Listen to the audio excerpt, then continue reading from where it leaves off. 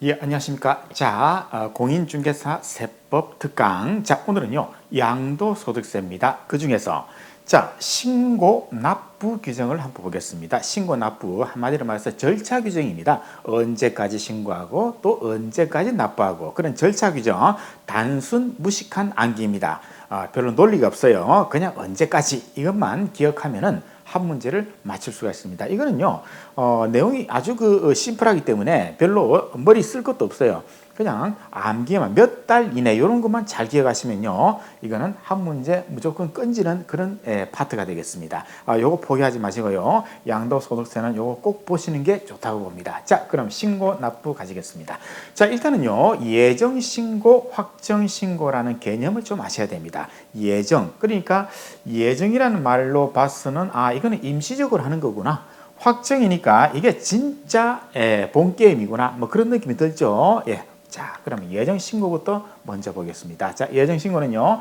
자, 9월 1일 날 내가 상가를 하나 팔았습니다. 건물을 하나 팔았어요. 상가 건물을. 자, 그러면 언제까지 예정신고를 해야 되는가 하면요.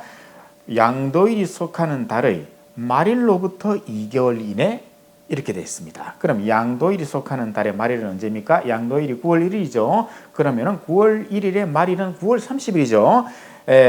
말일로부터 2개월이니까 10월 11월. 그렇죠. 11월 30일까지 예정 신고를 하면 됩니다. 우리가 부동산을 팔았을 때 신고하는 거, 이걸 예정 신고라고 부릅니다. 예정 신고.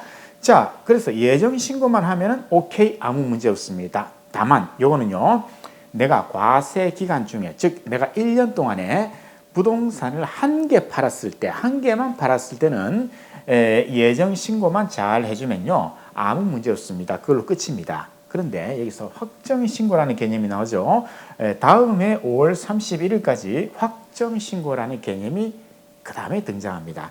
자, 이거는요, 예를 들어 가지고, 자, 9월 1일 날 내가 상가 건물을 팔았습니다. 그럼 언제까지 예정 신고하면 됩니까? 그렇죠. 11월 30일까지 예정 신고를 했습니다. 그러면은 참 잘했죠. 아주 잘했습니다. 아무 문제 없습니다. 자, 그런데 문제는요, 10월 1일 날 토지를 또 팔았네.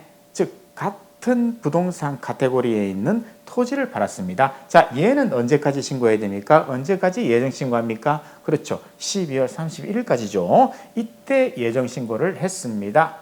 예, 참 잘했습니다. 아무 문제 없습니다. 그런데 말이죠, 이때는요, 토지, 즉 부동산을 2회 이상 팔았을 때 1년 동안에 그 다음 부동산은요, 토지에 대한 예정 신고할 때는요, 건물하고 토지를 합쳐서 신고를 해야 됩니다. 두 개를 합쳐서 신고를 해야 돼요. 따라서 두 개를 합쳐가지고 이때 예정 신고를 했으면 오케이, 그걸로 끝입니다. 그런데 문제는요, 그렇지 않고 이 두 개를 합치지 않고 토지를 신고할 때도 토지만 계산해서 예정 신고하고 납부를 했습니다. 자, 이런 경우에는요, 반드시 양도소득 금액을 합산하여 다음 해 5월 31일까지 신고하라, 이렇게 되어 있습니다. 그래서 건물과 토지의 양도소득 금액입니다. 양도소득 금액을 합쳐가지고 다음 해 5월 달에 확정 신고를 하라, 이렇게 되어 있습니다. 다시 한 번 더 정리요. 만약 1년 동안에 내가 건물 하나만 팔았다 그러면 예정 신고하고 납부하고 그럼 끝이에요.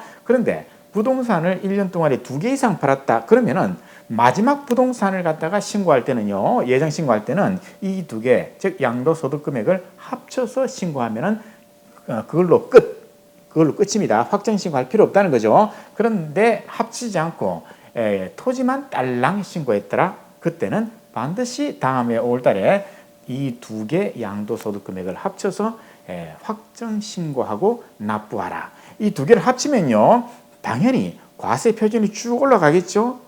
초과 누진 세율 아닙니까? 따라서 세금이 많이 나오도록 되어 있습니다. 이제 이렇게 따로따로 신고를 해버리면 세금을 적게 내는 그런 또 결과가 나오죠. 자, 그럼 양도소득 금액을 합쳐라, 이 말은요, 자, 양도가액에서 취득가액 필요경비를 뺍니다. 그러면 양도차익이 발생하죠. 거기서 뭘 뺍니까? 장기보유 특별공제를 빼죠. 그러면 양도소득 금액이 나오죠. 자, 요거 양도소득 금액, 건물에 대한 양도소득 금액, 토지에 대한 양도소득 금액, 요 금액을 합쳐서 하나로 뭉뚱그려 가지고 이제 신고를 하라. 그러면 당연히 양도소득 기본공제 250만 원 빼더라도 과세 표준이 커지겠죠. 세율이 커지겠죠. 그러면은 산출세 세금이 커지겠죠. 예, 그렇게 해서 같이 합쳐서 신고하라. 또 그렇게 되어 있습니다. 예, 국가는 정말 짠돌이 절대 손해보는 일을 하지 않습니다. 아니 그냥 따로 그냥 계산해가지고 세금을 내면 될 거 아니에요. 그런데 또 이게 희한하게도 법에서는 합쳐서 신고하라 그렇게 되어 있습니다. 자, 어쨌든 여기까지는 따라오셨죠? 자, 그 다음요. 자, 그런데 이런 경우 있습니다. 예정신고입니다. 9월 1일 날 건물을 팔았어요. 그래서 11월 30일 날 내가 신고를 하려고 딱 보니까 자, 양도 차익이 제로입니다. 내가 3억에 사가지고 팔 때도 3억에 팔았습니다. 그러면 똔똔이잖아요. 그래서 양도 차익이 제로면은 양도세 없죠. 예. 또는 뭐 내가 3억에 사가지고 2억 5천에 팔았습니다. 그럼 5천만 원 적자 보고 판 거죠. 손해 보고 팔았죠. 따라서 이때도 세금이 없죠. 그래도 11월 30일 예정신고를 하라고 되어 있습니다. 법에서는 예정신고를 하라고 되어 있습니다. 시험 문제 내기 참 좋죠. 자, 예정신고 9월 1일 날 건물을 팔았는데 손해보고 팔았네. 양도차손이 발생했습니다. 이때는 이때는 양도소득세가 제로이므로 예정신고는 할 필요가 없다. 이렇게 장난치겠죠? 아닙니다. 손해가 나도 똔똔이 되어도 세금은 신고하라. 자, 똑같은 논리가 있습니다. 이번에 확정신고를 보겠습니다. 자, 아까하고 똑같은 사례인데요. 자, 이 두 개를 합쳐가지고 이제 확정신고를 하려고 합니다. 그런데 양도차익이 제로입니다. 또는 마이너스가 됐습니다. 적자 보고 팔았습니다. 자, 이런 경우에도 신고할 필요가 없다? 아니죠. 이때도 확정신고를 하도록 되어 있습니다. 예, 그래서 예정신고, 확정신고는요, 양도차익이 제로 또는 양도차손이 발생하더라도 똔똔이 되더라도 적자가 발생하더라도 무조건 예정신고, 확정신고는 해야 한다. 예, 당연히 기출문제 나왔겠죠. 자, 그 다음요. 이제 분납 파트로 갈게요. 자, 양도소득세도 분납이 가능합니다. 나누어서 내는 거죠. 세금이 너무 많이 나와가지고 한꺼번에 못 내니까 야, 그거 2분의 1씩 좀 잘라서 이렇게 내자. 이게 분납이거든요. 분납 가능합니다. 그런데 기준금액입니다. 얼마 초과? 1,000만 원 초과 세금이 나왔을 때 양도소득세를 계산해 보니까 2천만 원 나왔습니다. 1,000만 원 초과죠. 그때 나누어서 분납이 가능하다는 겁니다. 990만 원 세금 나왔습니다. 분납됩니까? 안 됩니다. 일시납으로 납부해야 됩니다. 그래서 기준금액 1,000만 원 초과 당연히 시험 문제에 나왔겠죠? 예. 자, 그 다음요.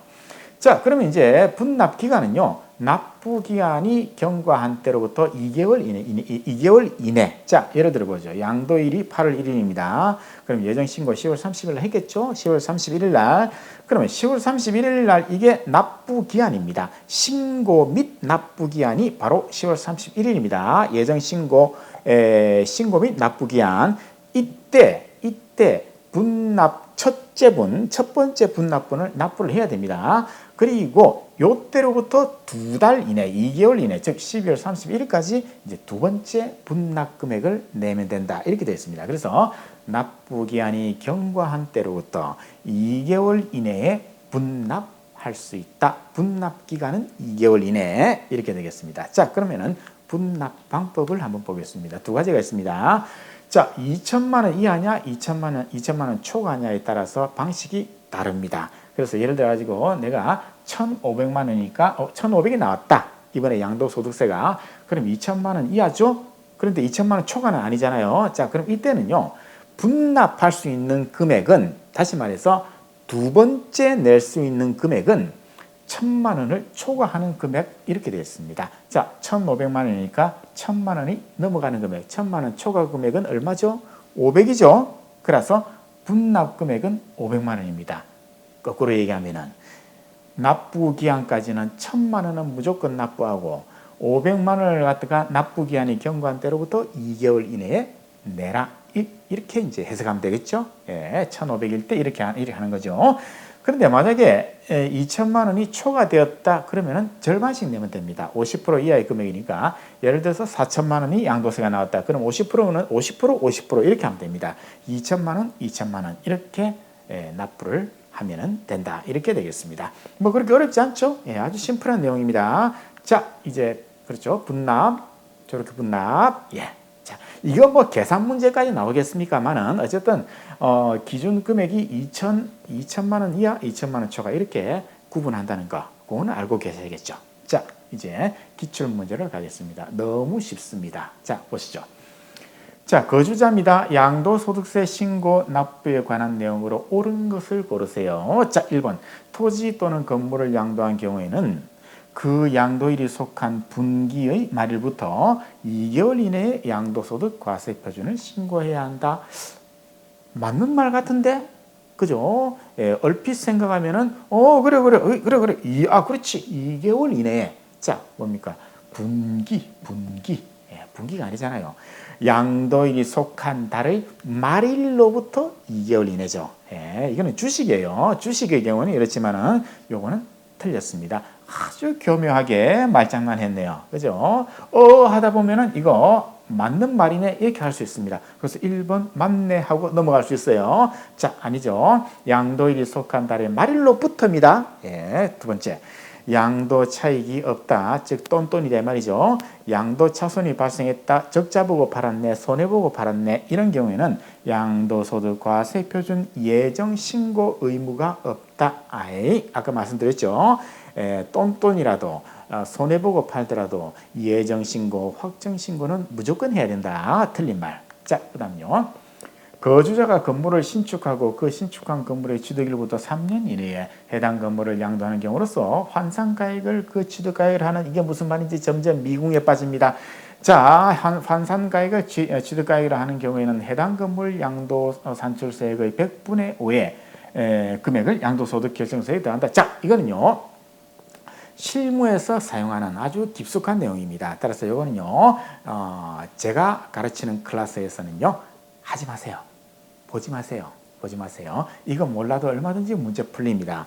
쓸데없이 이렇게 복잡한 거 기억하지 마세요. 계속해서 문제를 갖다가 확장시켜버리면 범위를 자꾸 늘리면요. 결국에는 그 어느 것도 만족스럽게 공부한 상태가 아닌 어중간한 상태에서 시험장에 가게 됩니다. 그러면 전부 다 틀립니다. 따라서 버릴 거는 확실히 버리자. 이거 버립니다. 쳐다도 보지 마세요. 자, 양도소득 과세 표준 예정 신고할 때는 납부할 세액이 1천만 원을 초과하더라도 그 납부할 세액의 일부를 분할 납부할 수 없다. 아이 무슨 말씀? 기준금액은 1,000만 원이잖아요. 1,000만 원 초과하면은 납부가 가능하죠. 자, 틀린 말. 당해 연도에 누진세율 적용 대상 자산에 대한 예정신고 2회 이상 한 자가 두 번 팔았다 이 말이죠. 법령에 따라서 이미 신고한 양도소득금액과 합산하여 신고하지 아니한 경우에는 어떻게 한다? 확정신고를 해야죠. 예, 확정신고를 해야 한다. 네, 좋은 말, 아주 모범적인 그런 말이 되겠습니다. 당연히 맞는 얘기죠. 자, 어렵지 않죠? 이거는 기억할 필요 없고, 그죠? 아주 쉽게 풀렸습니다. 자, 그 다음요. 자, 양도소득세 계산에 관한 설명으로 옳은 것을 고르시오. 자, 1번. 부동산에 관한 권리 양도로 발생한 양도 차손은 즉 손해보고 팔았네.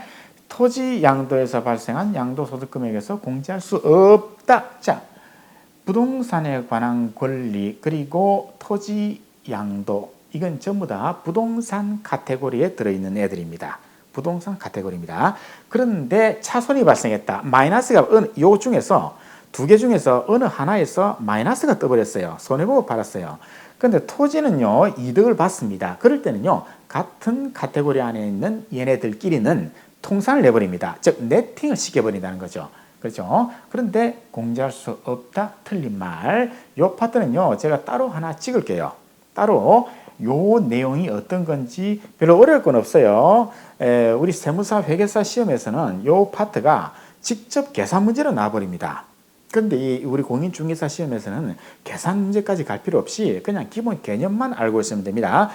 부동산 카테고리에서 2개 이상의 자산을 1년에 팔았는데 거기서 1개가 손해를 보고 팔았고 나머지는 이득을 봤다. 그러면은 이 손해본 얘 마이너스 금액을 다른 데서 플러스 금액하고 네팅을 쳐버립니다. 이걸 갖다가 양도소득금액에서 공제할 수 있다라고 하는 거죠. 예, 이건 틀린 말. 자, 양도일부터 소급하여 10년. 자, 우리가 양도소득세에서 10년이란 말이 나오면 딱 두 가지를 떠올려야 됩니다. 10년 그리고 증여. 10년 증여라 말이 나오면요. 두 가지 딱 떠올려야 돼요. 양도소득 2월 과세 있죠? 또 하나는 부당행위 계산 부인이 있죠. 이 두 가지. 자, 그런데 누구한테 증여했습니까? 자, 배우자죠. 배우자한테 증여하면은 2월 과세.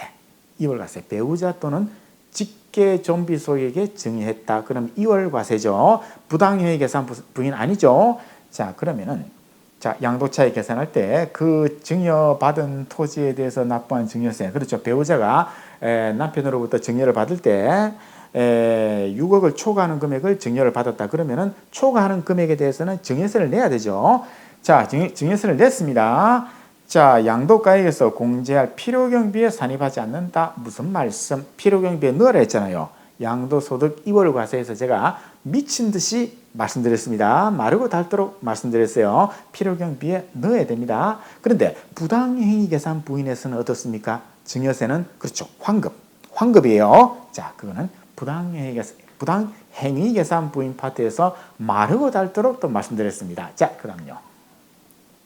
지금 이 문제는 무슨 문제입니까? 옳은 거 찾기네요. 자, 옳은 거 찾기. 자, 그다음요.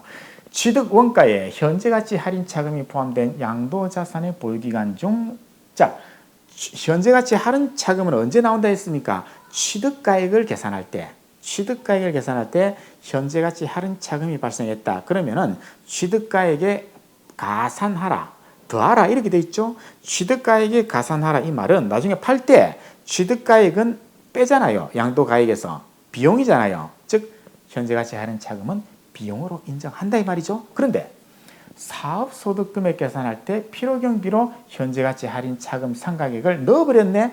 자, 이럴 때는 이중으로 공제를 안 해준다. 예, 국가는 짠돌이 이중 혜택을 안 주겠다. 따라서 둘 중 하나를 선택하라 이겁니다. 사업소득 계산할 때, 즉 종소세 신고할 때 요 비용을 현재가치 할인 차금을 비용으로 넣든지 아니면은 종소세 때는 아무것도 하지 않고 양도소득세 계산할 때 비용으로 넣든지 둘 중 선택을 해야 됩니다. 자, 그런데 필요경비로 산입한 현재가치 할인 차금 상각액은 양도차익을 계산할 때 양도가액에서 공제할 필요경비로 본다. 이중으로 혜택을 주겠다. No, 틀린 말. 특수관계인에게 증여가 나왔습니다. 자산이 증여자인 거주자에게 양도소득세가 과세되는 경우. 자, 이 말은 무슨 말입니까? 특수관계인에게 증여한 자산에 대해서 증여자인 거주자에게 양도소득세가 과세된다 이 말은 그렇죠. 2월 과세가 아니고 부당행위 계산 부인이죠. 예, 그래서 부당행위 계산 부인에서 납세자는 증여자죠. 자, 그래서 수증자가 부담한 증여세는 어떻게 한다 그랬습니까? 환급해준다. 그런데 양도가액에서 공제할 필요경비에 산입한다. 에이, 틀린 말. 그냥 바로 돌려줘 버립니다. 환급. 예정신고 및 납부를 하는 경우 예정신고 산출세액에서 감면세액을 빼고, 그렇죠. 수시부가세액이 있을 때는 이를 공제한 세액을 납부한다. 한마디로 말해서 예정신고도 그냥 확정적인 그런 완성된 신고입니다. 따라서 감면할 거 있으면 감면해야 되고요. 그죠? 뭐 50% 감면 이런 게 있으면 당연히 감면 다 해야 되고요. 수시부가세액은요, 정부가 특정한 세목에 대해서는 말이죠. 특정한 경우에는 수시로 부과하는 경우가 있습니다. 그렇게 많지는 않아요. 만약에 수시로 내가 세금을 낸 게 있다. 그러면 당연히 공제해야 되겠죠. 예, 그렇게 일종의 기납부세액이라고 보시면 되겠네요. 자, 맞는 말이죠. 예, 맞는 말. 조금 생소한 표현 같은데 이거는요 아무것도 아닌 말입니다. 예, 자, 이렇게 해서 이제 시험 문제가 다 풀렸나요? 예, 다 풀렸네요. 자, 어쨌든 신고 및 납부 절차 규정이고요. 언제까지 해야 된다? 예정신고, 확정신고의 개념을 아시고요. 그 다음에 분납 아셔야 되고요. 그 정도만 잘 기억하시면요, 이 문제는 뭐 아주 쉬운 문제라고 볼 수 있습니다. 자, 다음 시간에 또 계속 달려가겠습니다.